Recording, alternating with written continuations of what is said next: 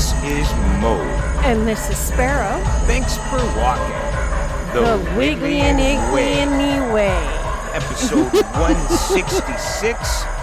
Thank you so much for downloading the show, friends.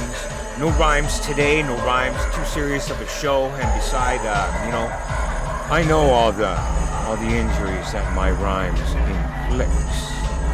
Episode 166. Friends, thank you so much for downloading the show. We're so glad that you're here. We're so glad you keep coming back after those interesting intros. So, friends, I want to, right off the top here, I want to apologize for some of the sound that we're having, the sound issues that we had last show, and looks like we're having them again tonight. I'm not sure. But we got some new gear, got a new mixing board. We had to. And it's just not what I'm used to, and I'm having some trouble with getting some of the levels right, so getting that out of the way. Friends, how are you, man? Jeez, it's there's light at the tunnel. At the end of the tunnel, though, friends, there's light. There's light coming. We just got to get there. You know, Moj, I was feeling kind of down because our provincial doctor in charge, Dr. Bonnie Henry, has extended our health, our rules and regulations until January 8th. And I was kind of sad about it. But then I also read that there are vaccinations coming this month to the province. So that's kind of cool. Kind of excited about that. Yeah. Well, there's lots of hope. There's lots of hope out there, and the trick is getting to it. And that's friends, we're sitting here going, you know what? We between the last show and this show, not a whole lot for us to talk about, and that's kind of what I'm going to talk about here real quick. This is going to be a quick show. We got a great interview, some great new music from a couple of ladies that we know. Yeah, it's really exciting. So I'm excited for people to hear these music songs. It's really cool. I have lip troubles. You know, sometimes we have to remember the why we're doing things and why we started things. And part of the reason we started this show was for this very reason, to get the music out there into the ears of the people that need to hear it. So great interview coming up, some real great music tonight. I'm looking forward to it.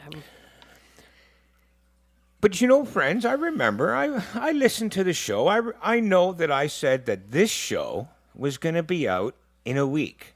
And it wasn't out in a week. This is, in fact, a week later than I said that this show was going to be out. That's part of what's happening. Full Moon was a week ago, 10 days ago? Yeah. And since we're under quarantine, the coven didn't come over. We didn't do nothing. We didn't get together on Zoom. Nothing. Yeah, you're right. And Nada. This show didn't come out because I like to be in a certain mood when we record the show. And I was not in that mood. And I got stuck in a bad mood. It happens every now and again. And I get, I get a little depressed. Sometimes at 54 when I'm at work, I feel a little trapped. Stuff like that. And the whole reason I'm saying this to you, folks, is because when you're feeling down and when you're feeling sad, know that it happens. It happens to all of us. Never mind what you see on social media. Never mind what people put on Instagram and they look like their life is great and you feel that maybe yours ain't. Well, guess what, friends? Don't trust social media, for one thing. But we all go through the blues. And it's not that we go through them, because we're all going to go through them. The trick is we can't stay there. And you can't stay there. And it took me days and days and days to get out of it. But I'm out of it now, thankfully. And I'm feeling pretty good, feeling pretty hopeful.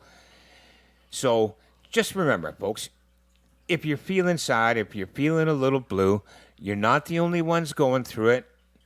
So don't feel so bad. And all you have to do is just get back on the horse. You just have to get back on the horse. That's all you can do. That's all any of us can do is just keep trying.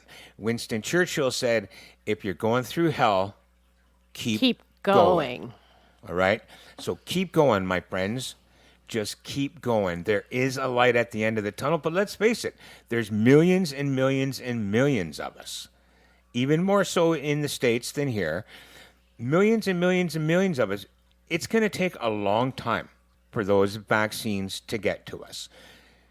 So we might be looking, they're saying on the news for us, September. They don't figure everybody will get the vaccination till September. Even though they're going to start next month, it may take a while. You just got to get there. Yeah. Just get there, friends. Keep up your good work. Keep up the mask wearing. Keep washing your hands. Keep social distancing. Keep physical distancing. We don't have to keep social distance, but we have to keep physical distance. You just got to get there. Because the vaccine won't work if you got the COVID. So just get there, friends. Keep going. You can do this. Yeah, we have to. If you need us, we're here, the Wigglian Way at gmail.com. You can send us a message on our Facebook group. We'll get it. We'll get to you. We'll email you back. We'll call you on the Skype. Whatever you need, friends, we're here to help. Because that's how you lift yourself up, is by lifting up other people. That's part of the reason, again, we started the show going back to that, was to be of service. And it's all about being of service, and that's how we lift each other up. You can do this. Squirty squirt, we have an interview coming up with our friend Rissy. We do. I got to speak to Rissy about her band and a little bit about what the band members David and Jesse and herself were up to. And we're going to get to that right after we hear some Hem Netjer from their new release, Kemet. And again, no title track. However, there is a song called Hem Netjer, which is an easy pick for me to grab. So we're going to hear Hem Netjer and Anubis, and we're going to end the show with Spirit Walker. I'm excited for this. I really enjoyed that interview and spending that time with Rissy. Get ready, friends. Get your ears ready, because this is a little heavier than what we normally play. Crank it up, and we'll be right back after the music. Thanks for hanging with us. Thanks for walking the Wigglian Way.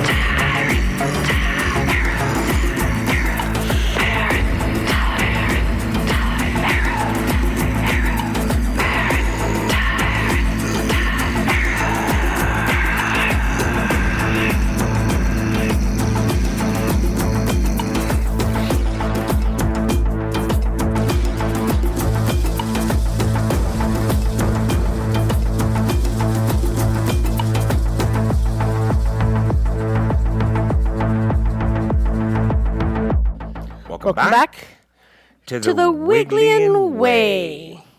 Hem Netjer, tonight's feature album, Kemet. And from Kemet, we just heard Hem Netjer and Anubis. And stick around to the end of the show, and we'll be playing Spirit Walker. As I was saying, Moj, I really enjoyed doing this interview with Rissy. We got to spend a little bit of time that we haven't spent in the community. Usually we're too busy going around talking to other people or with our tasks due to various rituals depending on who's in charge. So we got this, however long it was, hour to sit down, talk about the band, talk about her education and how it lent itself to the music that they're doing. And it was a lot of fun. I quite enjoyed it. Welcome back to the Wigglian Way. And today we have Rissy joining us. And Rissy is a friend and a local person and a member of an incredible pagan band called Hem Netjer. Welcome to the show, Rissy. Awesome. Thank you for having me. It's super exciting. Well, I've been wanting to have you on the show for some time, and finally we have both got the time. Yay, COVID. Yay! Yeah, right? One good thing. We have to make it yay something sometime. Exactly. It can't, everything has to have a silver lining. Exactly. So, Rissy, like we do on this show, and most of our listeners know, and anybody who's new, when we have a guest on the show, we like to ask them how they were raised, what was their religious upbringing. And so now I pose that question to you. So, the big can of worms. Sounds like my upbringing. Dun, dun, Go dun. ahead. No. So basically, both my parents were raised, I mean, they're both baby boomers, so they were raised in a time era where you went to high school taught by priests and nuns and like separate like male-female schooling. I myself was in a Catholic elementary, junior high, and high school, but I was never baptized. And at the time, you didn't need to be baptized to get in. Now that has changed over the years. And then I was in a Catholic high school till about grade 11, and then I switched over to a public high school for grade 12. And so, but religiously, like, my family was never really super religious because of being in a Catholic school. You know, I would have to do their specific masses, you know, and Christmas time stuff, but it was not really something that really interested me. You know, I was like, well, that's cool. Some people enjoy it. It doesn't do much for me. And so, you know, after I graduated high school, for a long time, I really just like didn't know what was like spiritual, religious, whatever. Like I was just like, oh, I don't know what it is. Some people have stuff, you know, and for a while, I guess that was okay. But after a time, I really started to like feel like, I don't want to say empty, but just like, there's got to be something out there, you know, and having been for a long time in the like alternative goth subculture, you know, there's always a bunch of references to pagan-ish, you know, symbolism, whether it's like the Egyptian Ankh or, you know, you see the pentacles, you know, and all that sort of stuff. And so was a little bit of that, you know, classic cheesy early 2000s occulty subculture idea. And then I had a good friend in Calgary, 'cause I'm originally from Calgary, and me too. Excellent. Yay. And this is why we live in Vancouver. Yes, no, exactly. Except I was raised in Edmonton, so that is why I'm in Vancouver. Oh, I don't blame you. Don't blame you. No. Edmonton's great. So it's Calgary. But yeah. And so he was a good friend of mine, and he was Wicca and doing the whole things for like 20, 30 years. And he kind of like, he actually made my wedding dress, actually. He's a very good fashion designer. His label is Does It Come in Black? And he kind of like, we were chit-chatting one day, and he kind of showed me, you know, books like by Scott Cunningham and stuff like that. And so that I was like, oh, that's kind of interesting. And so I bought a couple Scott Cunningham books at like the secondhand bookstore, and I was like, oh, okay.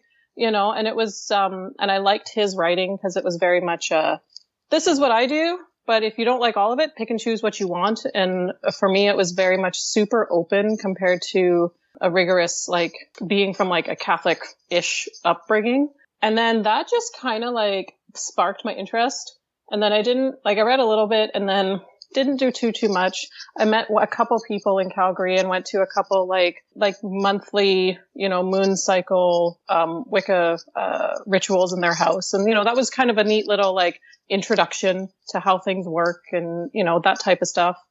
And then we moved here to BC, into Vancouver, about like 5 years ago now. So I could go back to university, and being here was when I really met like you guys and Wayne and a bunch of people within the community here that really helped open my eyes more to there are other forms and other ways of doing things. And then, and honestly, like really like just being here compared to being in Alberta, BC is very much like it's super green, and it's, you live within the natural elements.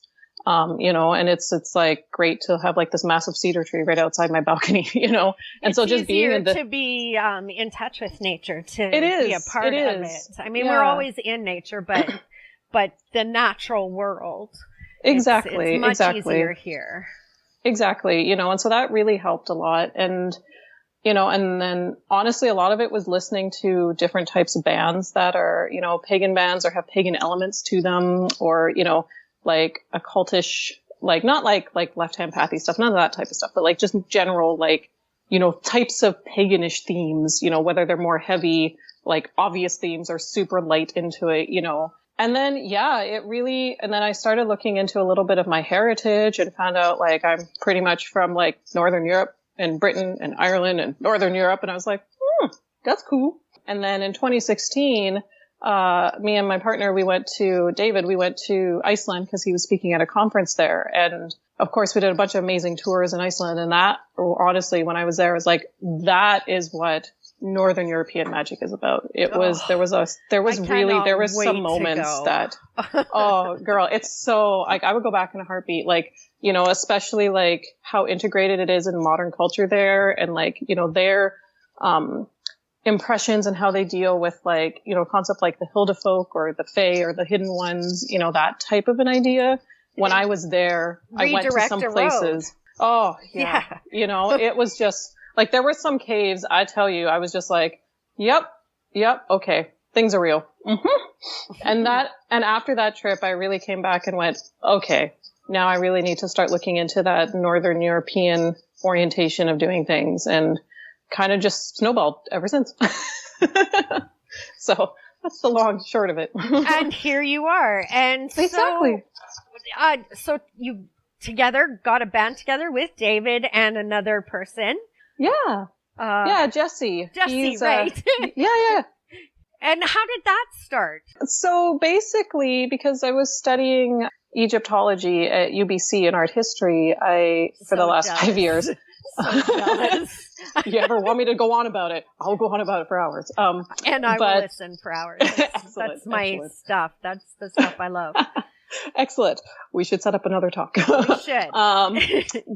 But yeah, no. And so because of doing that, there was one class I took, which was a seminar on Egyptian and Mesopotamian stories and their ancient stories, and reading the translated versions of stories that those cultures had written down that are like 3,000 years old.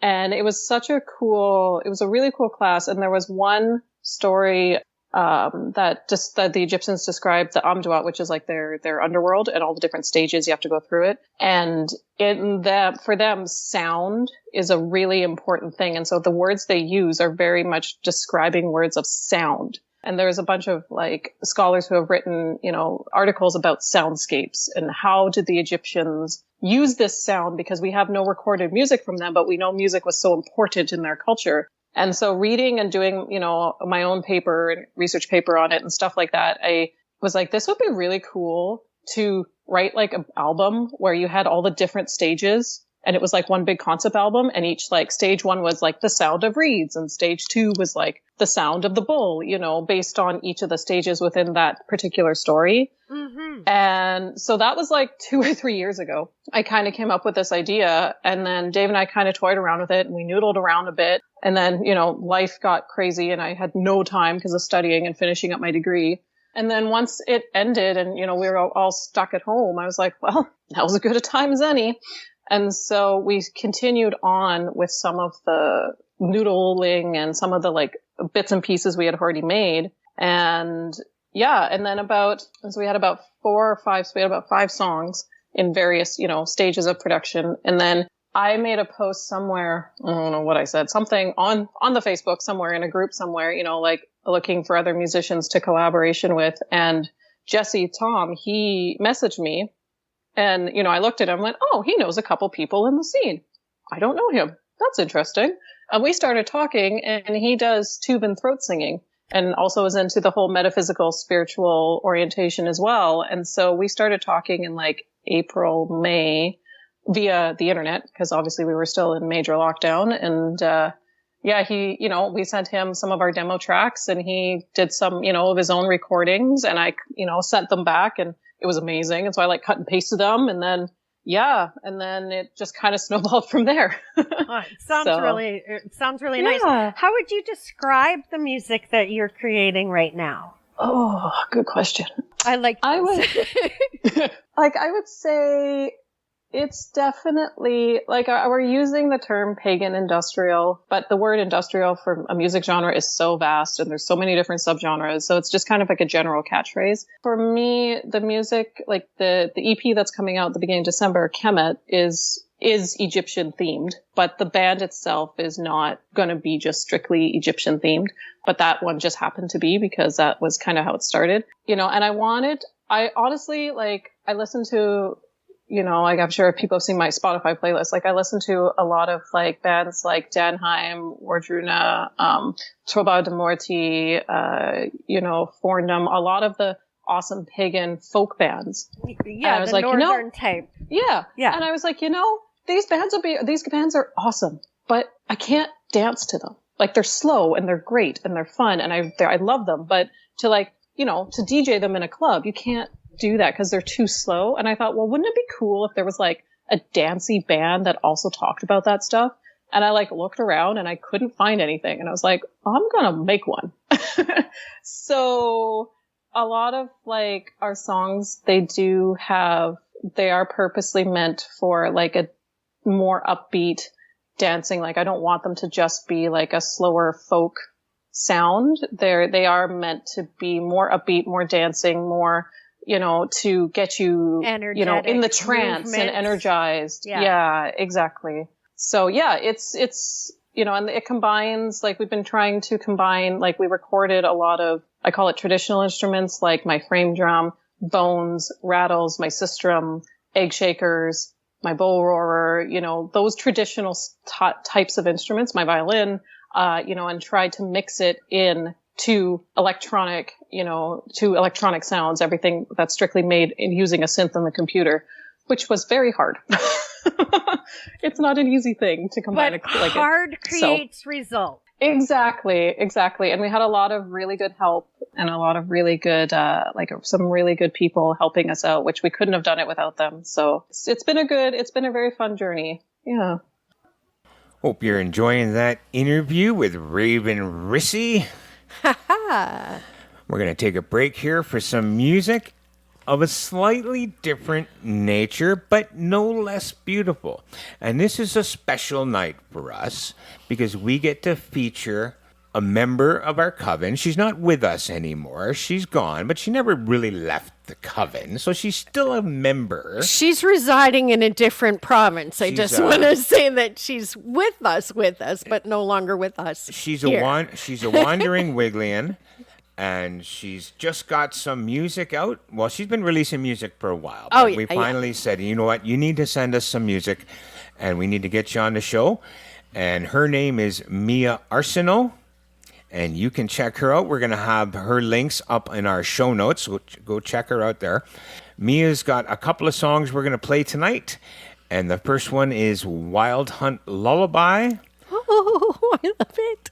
Followed by Sky Boat Song. And I'm not sure. I think that is a bilk from some TV. Is it a Witcher show? Or I think it might be a song from Witcher game something. or something. I don't know. Whatever but those young folk do. Mia does an excellent job. She's so super talented. What a great show. What great music tonight. Some super talented folks that we actually personally know. I mean, life is great, man. Life is great. So enjoy pretty Mia. sweet. And we'll be back with the second part of Rissy's interview. Thanks for hanging with us. Thanks for walking the Wigglian Way.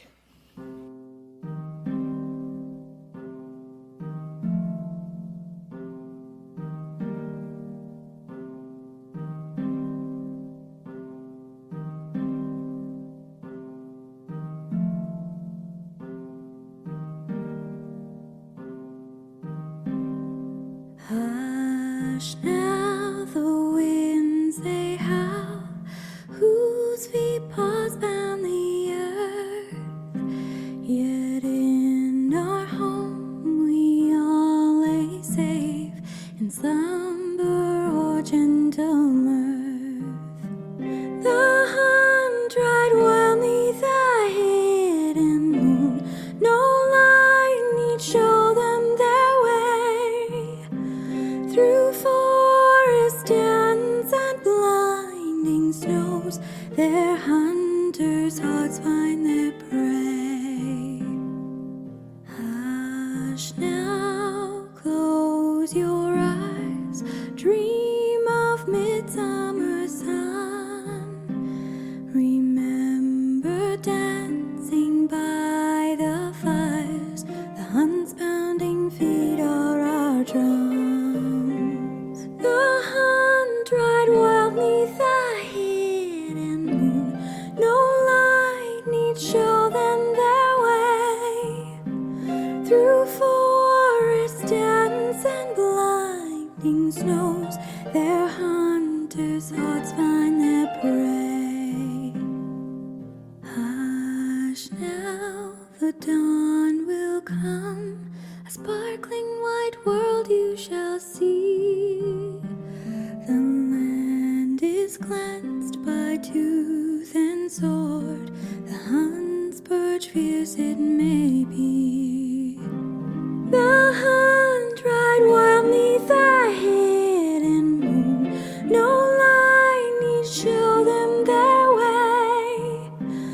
Through forest dens and blinding snows, their hunters' hearts find their prey.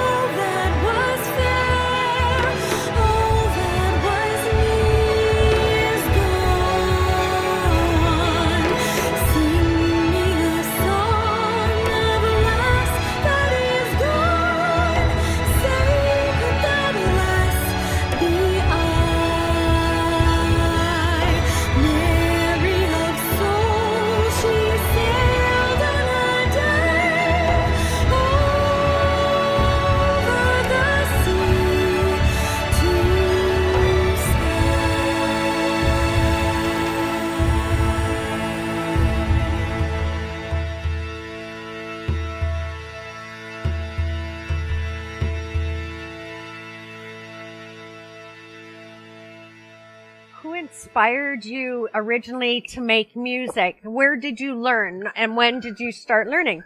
Was this a childhood process or did you learn this as an adult?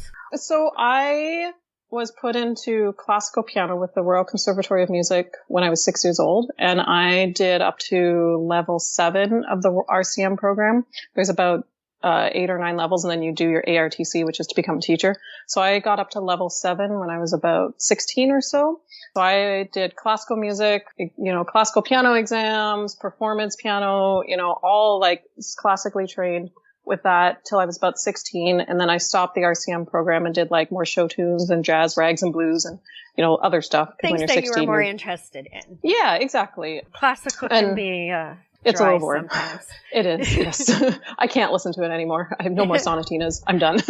I was a ballerina, so I know what you mean. Yes. Yeah, exactly. But yeah, so I started piano when I was 6. My mom and my sister and I all have been through the RCM program. And I also did professional choral singing. I was part of a bunch of choirs with some very interesting music teachers, which really, from a vocal point of view, it's way different to sing within a big group of people compared to just, solo.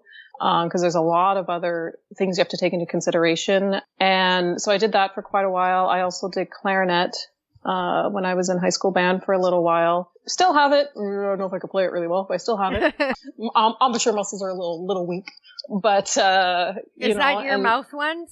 Yes, yeah, that's the mouth one that when after you play a little bit, it feels like you have like numb gum because your lips are like rubbery. Yeah. You can Over tell time, I'm not that gets better. When I say, is that a mouth thing? Yeah, exactly.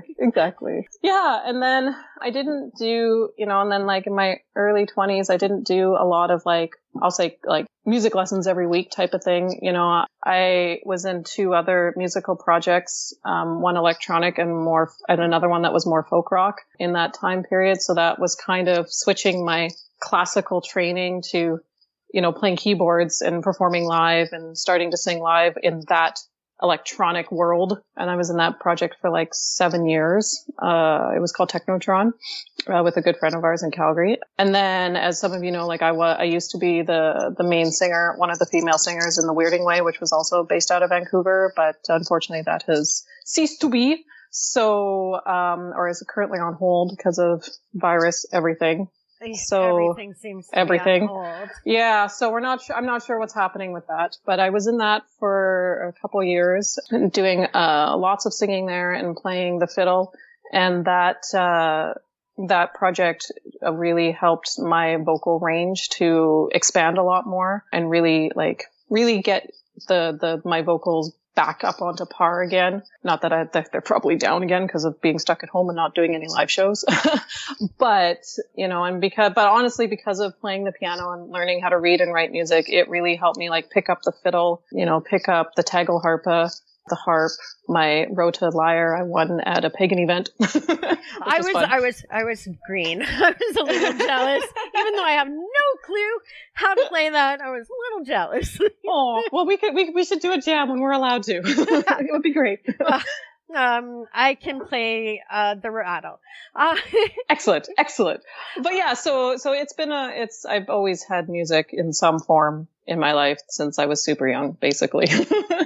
So. You've done a lot. You've worked with a lot of people, and you've done a lot of different projects and worked with a lot of bands. Who would you now, at this time in your life, who would you most like to collaborate with? Oh man, that's so hard. There's so many people. I would say from the pagan-y, folky genre area, I would love to do something with like, this is dreaming big, like Danheim, Wardruna, Forendum, Aussie and the Jupiter. I think they all have very unique sounds. I had a couple singing lessons with Lindy a while ago, so it's that would be really cool. I mean, those are big dreams, but I really those are like the best ones to have. Right. I really like each of the sounds that those bands do, and they're all very different sounding, but they all are within the same genre. And I think that's really interesting. And a lot of them are combining electronic sounds and computer sounds with traditional, guitars or elements. So that would be, That would be really, really neat to do something like that. You know, as far as the like more gothy industrial electronic side goes, I think it would be really cool to do some sort of a collaboration with Yoni from Decoded Feedback. Decoded Feedback are a Canadian band. She's in Toronto, I believe, and they've been around for 20, 30 years. One of the first original leading ones of that style to come out of Canada and to make it big internationally. You know, so, and we've talked a bunch of times, and, you know, previous festivals or overseas at the VGT, you know, she's a wonderful lady, and she's very, very, like, her writing is beautiful. She's very good at what she does. So it'd be really neat to do something like that one day, I think. Plus to like, and honestly, like, I'd love to do more with the like local people here, because there's a lot of local talented people, and especially right now, we all kind of need to stick together and support everybody. You know, so. We do. And we have a really great community here. Exactly. Well, I want to focus in a little bit more on the last question, and it may sound very similar, but it is slightly different. If you could open a show for any artist, who would it be? Oh, any artist. Any artist. Interesting. Oh man, these are such hard questions. The better to get to know you by. Right? Well, I would say right off the top of my head, there is a awesome band based out of LA called Hex, and they are a pagan industrial band. They're a little bit they're heavier than us because they use a lot of guitars. I've seen them live. They're amazing. I have so much fun in Sarah, their guitar player, she's wonderful, and like Adam, their singer, he's great. I think that would be really cool to do a collaboration. Oh, off the top of my head, I'm trying to think of who else. Like, again, I don't know if Danheim does shows, but that would be really cool. You know, Trobar Morti from Spain, that would be really cool. Calibri, Heilung, Wardruna, you know, those types of projects I think would be really fun. And I think that the concepts that we sing about are all similar, but we all do it in a very unique way. So what the audience would hear would be not like you're hearing the same band that sounds the same. You know, it would be a very different experience from each musical project that they would hear. That would be really fun. I would look forward to that.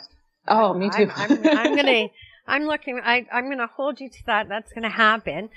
Oh, fingers crossed. Okay. We touched on it a little bit earlier, but I wanted to get back into it because I have always been very interested in your education and what you've been learning and where you've gone to do it. So how does did your education shape or affect your music? Well, it actually affected it quite a bit because like our band name, Hem Netjer, is actually ancient Middle Egyptian, and it translates as God's servant, which is a word for a priest. So that TJ that everybody sees, it's a ch sound. In case y'all were wondering, it's a ch. So as I was.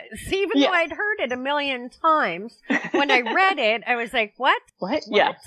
And that's the way I've spelt it is the proper transliterated, meaning the proper Latin characters of how the glyphs would look like. And like on the EP coming up, we have one song called Anubis where I actually sing in ancient Middle Egyptian, which was fun. I was trying to listen to that song on I think it's on your website, but the only one I was able to listen to was Solar Tide. Yes, I know we're being sneaky. Can't have all the awesomeness too fast. No, you can't give it all away. Exactly. But yeah, no, it will be out December 1st. It will be released, you know, everywhere. But yeah, my schooling has definitely influenced a lot. It really, you know, I really feel like, especially because when you study an ancient culture that is not your own, you're really preserving those people's stories and their history and trying to keep it alive because they're not around anymore to tell them, you know, and archaeology is such a destructive physical thing that, you know, it's important to be mindful of how do we preserve everything, not just the material culture of like bits and pieces of stuff you actually find, but like the literary culture, you know, and traditions and, you know, that type of thing that's not like intangible pieces of of the archaeological record. And so for me, I really want to, with this project, not just like I mentioned before, not just Egyptian stuff, but just, to really, really try to bring those ancient stories of how whatever story they is from wherever it is, and to combine that with our modern sounds to kind of to reinvent it and to honor them. Exactly. Honor ancestor. Exactly. They are our ancestors, even though it's not our culture. They're still our ancestors. Exactly. As well. Exactly. And like we have probably 7 more songs in various stages of production for the next album already, and like there's one on there, Celtic Cry, that it's not a happy song, but it's a song that needs to be told. And, like I really want to make a music video for it, and I want to get everybody, here from our group, our family and our tribe here to participate in it when we can obviously safely do so, because I think that it's important to acknowledge everybody and all the different forms that everybody take in whatever path they happen to be on. Cool. And I know that the community would be into that. I have a silly question for you. Excellent. Do you sing in the shower? Oh, all the time. What songs?